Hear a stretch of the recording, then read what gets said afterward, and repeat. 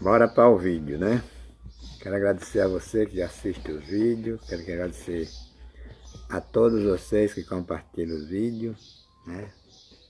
É muito importante meditar nessas palavras.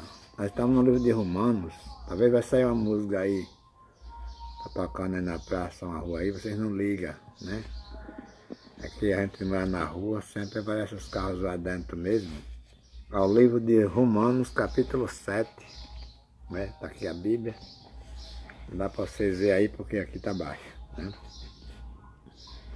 Diz assim a palavra do Senhor: não sabeis vós, irmãos, pois que falo aos que sabem a lei, que a lei tem domínio sobre o homem por todo o tempo que viver. Veja, observe, as palavras que a Bíblia está falando são tudo verdade. Eu não quero descrer aqui da Bíblia Sagrada, de Gênesis a Apocalipse, para mim é tudo verdade. Só que de Gênesis a Apocalipse também tem pregador que prega mentira, né? Rejeitado por Deus na própria Bíblia. Falsos profetas, os quais os pastores e bispos e apóstolos estão mais para o lado dos falsos profetas de que para o lado dos profetas, mesmo na lei de Moisés. Porque se os pastores estivessem pregando a verdade dos originais profetas da lei de Moisés, eles não tinham essa desgraça dessa ganância. Porque a gente vê lá na lei de Moisés, Eliseu de frente com uma multidão de ouro, prata, roupas caríssimas, que ele podia abraçar aquilo ali e dizer, é meu. Olha o que aconteceu. Eliseu disse, não, não quero, porque quem curou você na mão foi Deus. Certo? Então quer dizer, quem é que os pastores brasileiros estão representando? O servo de Eliseu, conhecido como Geazi, né? Porque Geazi foi e abraçou aquela riqueza para ele. E os pastores de hoje não dispensariam, né? A gente vê que eles não dispensariam porque eles botam na televisão, eu quero aqui 3 homens, cada um com 100 mil, quer dizer, portanto eu quero 300 mil reais de 3 homens, sabe? 3 homens, cada um com 100 mil reais, vai dar 300 mil reais. E se eles pegar uma pessoa que diga, tome, eles pegam ou não pegam, que nem Naamã fez com Eliseu? Né? Eles abraçam. Então a palavra do Senhor que permanece para sempre está dizendo aqui. Porque a mulher que está sujeita ao marido, enquanto ele viver, está ligada pela lei, mas morto o marido, está livre da lei do marido. Então isso quer dizer aqui, o que significa esta mulher? Né? Esta mulher aqui. O nosso entendimento aqui nos faz entender e ensinar para vocês que não conhecem que esta mulher aqui significa a lei de Moisés. Certo? Aqueles judeus estavam cativos a servir aquela lei, porque aquela lei vivia, aquela lei permanecia, aquela lei castigava, aquela lei, se a pessoa saísse do ponto até era morto, porque aquela lei era uma mulher viva, um marido vivo, era um marido vivo, é isso? Que podia matar a mulher se caso pecasse ou saísse dos eixos dos seus ensinamentos, né? Então aqui diz que a mulher está sujeita ao marido enquanto ele viver. Mas morto o marido, né, está livre da lei do marido. Morto o marido, quer dizer, a lei de Moisés é marido morto. Como podemos servir a lei de Moisés, conhecida no Novo Testamento como marido morto? 613 pontos morto, que não tem mais validade em nosso tempo. E o dízimo era um ponto desse. A prova que o dízimo era um ponto dos 613 pontos é que ele só chega até Malaquias. E Mateus é citado em repreensão de Jesus aos próprios dizimistas de Malaquias. Né? Quando vai lá em Hebreus 7,5 diz: os filhos de Levi têm ordem segundo a lei. Os filhos de Levi são da lei de Moisés, não são da graça, não. Eles têm ordem segundo a lei de tomar o dízimo do povo, isso é, de seus irmãos. Lá da lei de Moisés. Como os pastores brasileiros podem pegar este mandamento de dízimo e trazer para aqui? Para depois da cruz.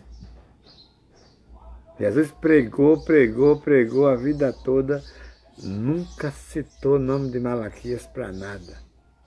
E nem nunca trouxe nada da lei de Moisés para mantimento dele. Apesar que ele era da lei de Moisés. A pregação dele era para judeu, mas não precisou de pegar nada de dízimo da lei de Moisés para sustentamento. Ninguém acha nos 4 evangelhos onde Jesus falou, pregou, ele citando que quem não dá dízimo é amaldiçoado. Jesus nunca citou que quem não dá dízimo é amaldiçoado. E Jesus foi um pregador da lei de Moisés, mas contra as coisas da lei de Moisés.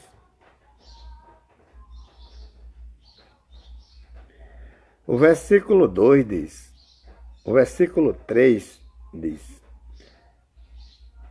de sorte que, vivendo o marido, será chamada adúltera, se for de outro marido. Né? Caso a lei de Moisés, que é marido morto, existisse ainda e a gente pudesse abandonar esta lei de Moisés e vir para a graça com a lei viva, nós estaríamos adulterando, nós estaríamos pecando o pecado de adultério, porque estava abandonando a lei de Moisés e vindo para a graça. Mas morto o marido, a lei de Moisés está morto, né? Mas morto o marido, livre está da lei e assim não será adúltera se for de outro marido. Assim, nós, judeu, grego, gentio, não somos adúlteros por ser de outro marido, conhecido como a lei da graça. Por ser da lei de Jesus Cristo ressuscitado, nós não estamos adulterando, né? Porque a lei de Jesus Cristo ressuscitado é um segundo marido. Primeiro marido é a lei de Moisés. Segundo marido, a lei de Jesus Cristo ressuscitado. Ela não traz sacrifício de animal, ela não traz dízimo, ela não traz ofertas, ela não traz nada material. Até porque nós é conhecido como mortos. mortos para a lei de Moisés, vivos para Cristo. Né? 4. Assim, meus irmãos, também vocês estáis mortos. Hein? Também vocês estáis mortos para a lei, pelo corpo de Cristo. Nós todos estamos mortos para a lei de Moisés, pelo corpo de Cristo, lá na cruz do Calvário. E daí agora, pastores, bispo, apóstolo, missionário, qual o teu ensinamento para quebrar esse ensinamento aqui? Né? Para que sejais doutro daquele que o ressuscitou dentre os mortos, a fim de que demos frutos para Deus. Né? Essa lei da graça, ela não é baseada por Moisés e nem é baseada por Jesus de Nazaré. Ela é baseada pelo Jesus depois da cruz. Jesus ressuscitado dos mortos comanda esta lei da graça. Portanto, ele habita em nós, a nossa vida é escondida nele, nós não vivemos, ele vive em nós. Tá? Portanto, nós não se movimenta. O movimento seria ele em nós, porque nós estamos mortos e ele vivo em nós. Né? O versículo 5 diz: porque quando estávamos na carne, as paixões dos pecados, que isso é lá para a lei de Moisés, que são pela lei, viu? As paixões dos pecados que são pela lei, obrigavam a nossos membros para darem fruto para a morte. Então, quer dizer, aquela lei de Moisés, as pessoas seriam obrigadas em tudo.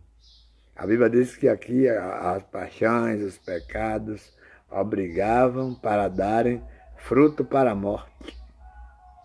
Né? 6. Mas agora, veja, esse mais agora, há uma mudança, né? Mas agora quer dizer que não estamos mais na lei de Moisés, não estamos mais dizimistas, não somos mais ofertadores de animais, né?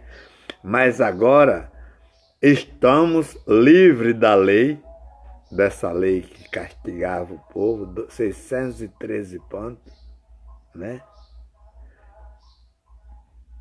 Pois morremos para aquilo em que estávamos retidos, para que sirvamos em novidade de espírito e não na velhice da letra. Né? Então, a lei de Moisés também é conhecida como letra. Então ele está dizendo aqui que agora servimos em novidade de espírito e não na velhice da letra. Então, isso prova que não existe. A letra, a velhice da letra significa parada, né?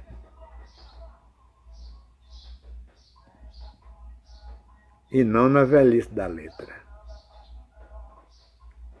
Como os pastores ficam pegando o livro de Malaquias para chamar todo mundo de ladrão dentro de um templo fechado, sem respeito para com as pessoas, né? Porque eles não abrem uma aula, um salão de aula, não usam esses templos que eles criaram para chamar de igreja, quando aquilo não é igreja, coisa nenhuma. Para dar ensinamento para as pessoas terem entendimento disso e viver pela graça, pelo conhecimento da verdade. 7. Que diremos, pois? é a lei pecado? Está perguntando aqui, é a lei pecado? Essa lei é a lei de Moisés, é a lei pecado? De modo nenhum. Mas eu não conheci o pecado senão pela lei. Né? Então, quer dizer, ele está dizendo que a lei não é pecado, a lei de Moisés. Mas ele não conhecia o pecado senão pela lei. Então, a lei não é pecado, mas fez ele conhecer o pecado, né? Porque eu não conheceria a concupiscência se a lei não dissesse, não cobiçará. Então, a lei tem parte, né? Ainda ela não sendo pecado, mas a história de não cobiçará fez com que o apóstolo conhecesse a concupiscência da carne. 8. Mas o pecado tomou ocasião pelo mandamento. Obrou em mim toda a concupiscência, porquanto sem a lei estava morto o pecado. Sem a lei estava morto o pecado. Então, quer dizer, o pecado, durante o tempo da lei, ele estava vivozinho. Todo mundo errava, recebia o pecado, né? Porque o pecado, com a lei, ele estava vivo. Ele só estava morto sem a lei. E eu, em algum tempo, vivia sem lei, mas vindo o mandamento,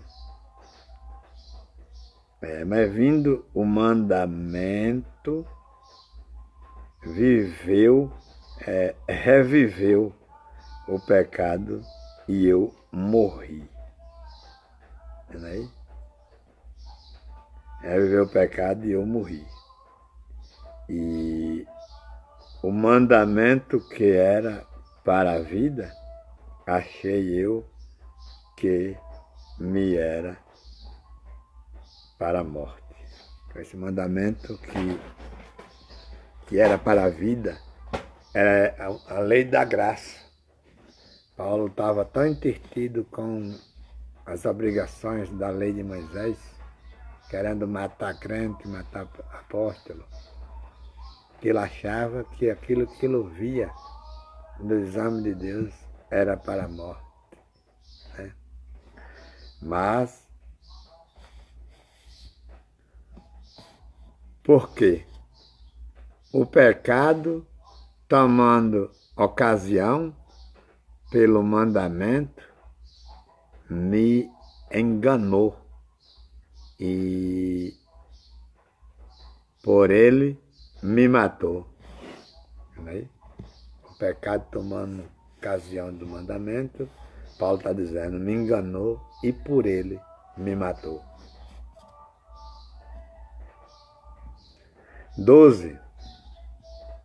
Assim a lei é santa, o mandamento santo, justo e bom. Logo tornou-se-me o bom em morte, de modo nenhum. Mas o pecado, para que se mostrasse pecado, operou em mim a morte pelo bem, a fim de que, pelo mandamento, o pecado se fizesse, exerce, vai Deus, né? Excessivamente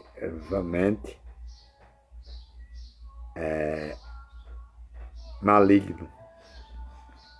Por quê? Bem sabia, bem, vai Deus, né? Bem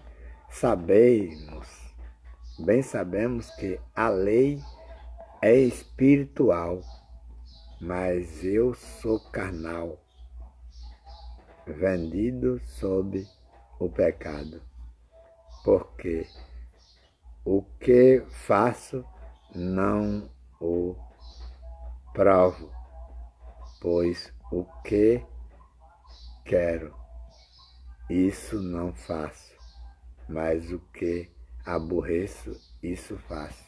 Então Paulo está aqui dominado com vontade de ir para a graça, mas está aqui dominado, oprimido, ainda preso nesta lei de Moisés, querendo vir para a graça.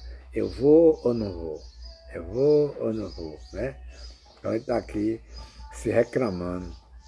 E se faço o que não quero, consinto com a lei que é boa, de maneira que agora já não sou eu que faço isto, mas o pecado que habita em mim.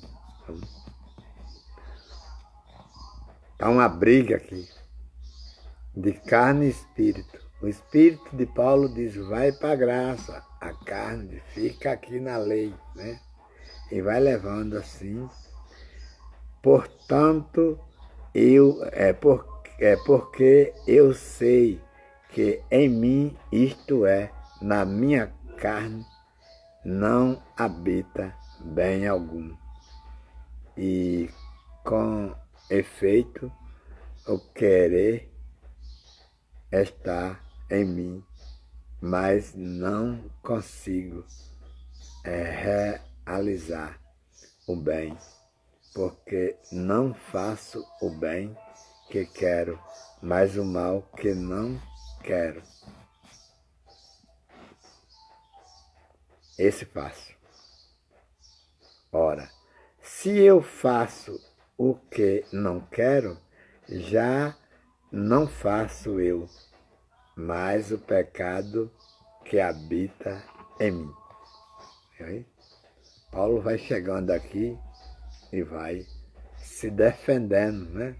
Ele está dizendo, se eu mato, se eu roubo, se eu bato, se eu faço essas qualidades de coisa, não é eu, né? Eu quero fazer o bem, mas o pecado que habita em mim me puxa para cometer essas coisas. É como se fosse o demônio dos pastores hoje, né? Os pastores dizem que as pessoas pegam os demônios e vai e faz coisas que não quer fazer. Acho então esta lei em mim que, quando quero fazer o bem, o mal está comigo, porque segundo o homem interior tenho prazer na lei de Deus, mas vejo nos meus membros outra lei que batalha, né, contra a lei do meu entendimento e me prende debaixo da lei do pecado que está nos meus membros. Miserável homem que eu sou, quem me livra do corpo desta morte? Dou graças a Deus por Jesus Cristo, nosso Senhor, assim que eu mesmo, com entendimento, sirvo a lei de Deus, mas com a carne a lei do pecado. Então isso quer dizer que isso são ensinamento bíblico. Paulo sempre queria fazer o bem, mas ele sempre tinha pessoas duras que dizia: Paulo, não faça isso, que eram pessoas guiadas pela lei do pecado, que não queria ver Paulo servir a Deus. Então, quer dizer, esses homens eram conhecidos como lei do pecado. Paulo tinha no pensamento dele a vontade de servir a Cristo, mas ele encontrava alguém que dizia que bom era a lei de Moisés. Então ele ficou a vida todinha, durante esse capítulo, pregando em dúvida. Ele queria fazer o bem, o mal já estava na frente, sabe? E vai levando. Então eu quero que vocês contribuam esse vídeo e medite olhando para este ensinamento da palavra de Deus, né? A qual essa palavra de Deus aqui vem dizendo o quê? Que você não precisa de tanta preocupação como Paulo se preocupou aqui. Por isso que Paulo se perdia todo, porque Paulo não se jogava para Cristo, se via ele. Ele queria ir com o corpo, ele queria ir com a mente, ele queria ir com a sua sabedoria. E quando a gente vai para servir a Cristo, quando a gente vai para pregar com a rotação de que nós estamos certos e que os outros estão errados, vai acontecer isso que aconteceu aqui com ele. Achando que está fazendo bem, daqui a pouco já tem um mal na frente, né? Para parar, para destruir. Então, como é que nós vamos levar isso aqui? Com mansidão, com conhecimento, com graça, com amor, com caridade, com piedade, tendo misericórdia das pessoas, amando os pobres, ajudando os necessitados. Isso é a maneira de crescer da lei da graça para cá.